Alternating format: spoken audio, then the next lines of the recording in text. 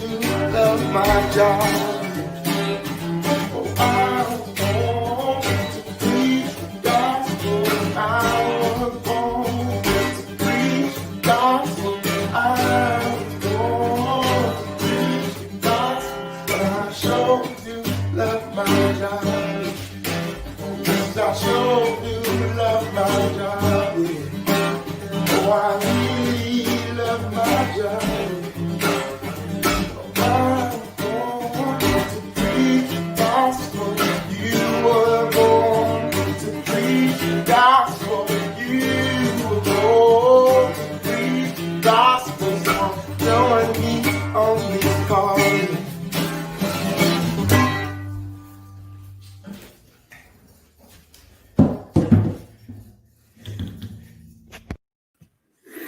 Hey, good morning, everyone, and happy Thursday morning. Pastor Tom Donnelly, Firmly Rooted Ministries, and we're going to be strengthening our roots, looking into the Gospel of John, the latter part of the Gospel of John, chapter 12. Sharing Aaron's video periodically just to remind us that the primary purpose of Christians living on this planet and the primary purpose of the church is not to congregate.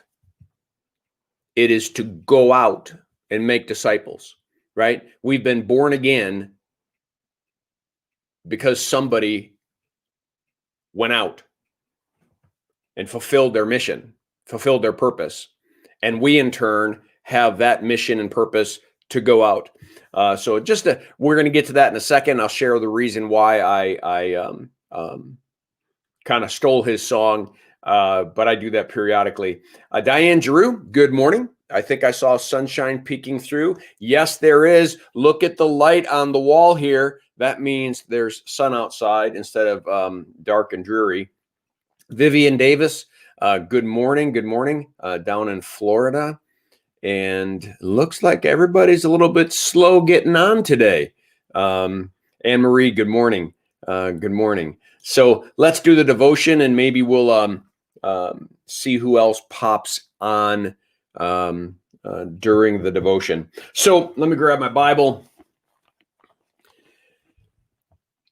John chapter 12, starting at verse 44. Then Jesus cried out. He is preaching. He's wanting to be heard. When a man believes in me, he does not believe in me only, but in the one who sent me. And I want to make this clear because it is probably one of the reasons John wrote his gospel, to tell us who Jesus was.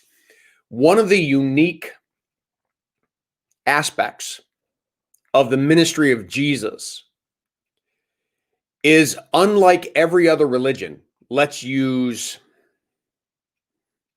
Islam for a minute. Muhammad is a prophet of Allah, and Muhammad is trying to bring truths to people about what Allah feels and thinks. And so Muhammad's message is, come see the truth of Allah. Come here.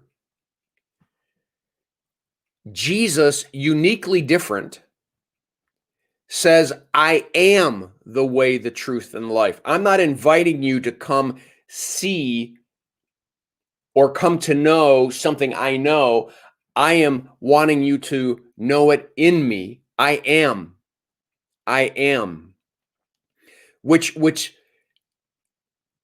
just shouts out and declares that Jesus is God. And so he says, when a man believes in me, he does not believe in me only, but the one who sent me. I've been sent from the Father. And then he says, when he looks at me, he sees the one who sent me. I often say in my sermons that if you want a really good look at God the Father, look at Jesus, because the Father sent the Son and they're co-equal God. And so when you see Jesus's compassion, when you see Jesus's tenderness, when you see Jesus's love, when you see Jesus's fire, when you see his concern, you're seeing the Father. During those 3 years of ministry, people were blessed to see God incarnate on the earth. And so when they saw Jesus, they saw God. When Jesus touched them, God touched them and healed them. He isn't just a messenger. He is the way, the truth, and the life. I have come into the world as light. I've come into the world as light. Because even though you have eyes, you don't see. I have come into the world to push out the darkness so that you can see the truth. That's what light does, right? Light expels darkness. I've come into the world as a light so that no one who believes in me should stay in darkness. Remember, he said that earlier in this reading that he is driving out the kingdom of this world. He is driving out the prince of this kingdom. He is going to defeat sin, death, the devil, and in so doing, he's changing everything. He's turning it all back to the way it's supposed to be. And so darkness is dispelled, and now light and truth are there before us. He says, as for the person who hears my words but does not keep them, I do not judge him. For I did not come to judge the world, but to save it. Behold the Lamb of God who takes away the sins of the world. Jesus saying the Son of Man has to be lifted up, and when he is lifted up, he will draw all men to himself. Jesus telling Nicodemus that he needs to be born again, that flesh gives birth to flesh, but spirit gives birth to spirit. Jesus saying that I am the living water. I am the source of living water. I am the source of living bread. I am the light. I am the source of life itself. I am the way, the truth, and the life. All phrases coming from the Gospel of John. So many Christians know this verse. I did not come to judge the world, but to save it.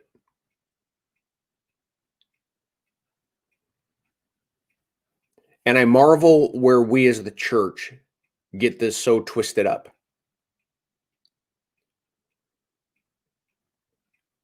My whole life watching Christians live and breathe and function in the kingdom of this world has been a focus on judging this world, not saving it. Conversations about how stupid this world is, how sinful they are, that they deserve the choices that they're, or the consequences that they're getting, that we're almost I'm glad I'm not like them. Well, we're not like them. We're not like them because we're born again. We're not like them because God's Spirit has breathed into us. We're not like them because we're in the light and not in the darkness, but that never gave us the right to judge. We have the same mission. I am not here to judge the world. I'm here to save it. I'm here to get into the kingdom of this world and lovingly, speaking the truth in love, pull people out of the darkness of this world into the light of God's truth, and so that they might be saved. We are a rescue ship, not a cruise ship. And it's one of the things that we have to keep remembering. And it's hard. I get it.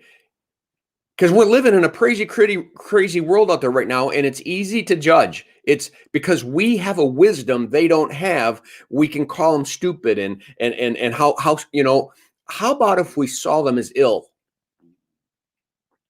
Jesus says that only the sick need a physician. See, if you think you're well, you don't need one. But what if our job was to lovingly speak truth to people so that they saw the illness, so that they saw the cancer, and so that they would want to come to whatever's necessary to receive the healing? and that's Jesus. That's the work of the church. That's why you and I are still on the planet. And that's why I played Aaron's song at the beginning of this. We have been reborn to preach the gospel. With words, with not words, with our actions, that people should begin to see Jesus in us. Just like Jesus says, if you see me, you see the Father. It should be, if you see me, you see Jesus. Woo.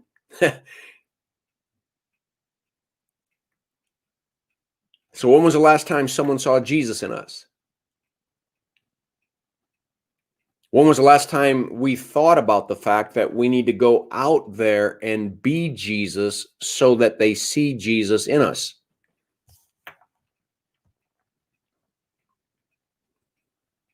Go and make disciples of all nations. You shall be my witnesses to Jerusalem, Judea, Samaria, to the uttermost parts of the world. It's our purpose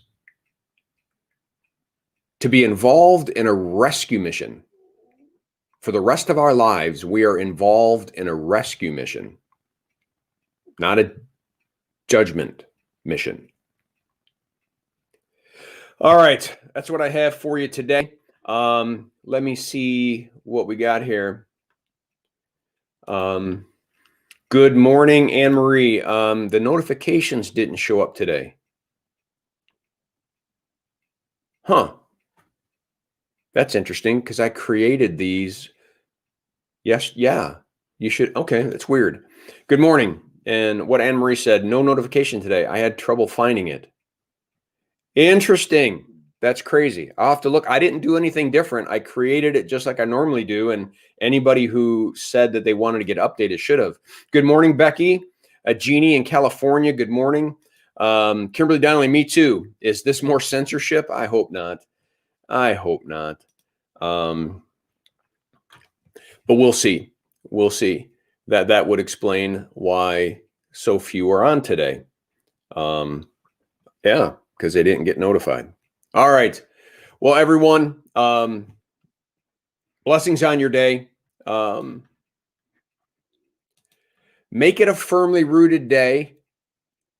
And throughout the day, ask yourself the question, am I being part of the rescue mission?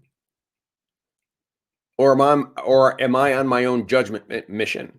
And get rid of that one. That one doesn't work. God someday at the end is going to judge. We don't have to worry about that.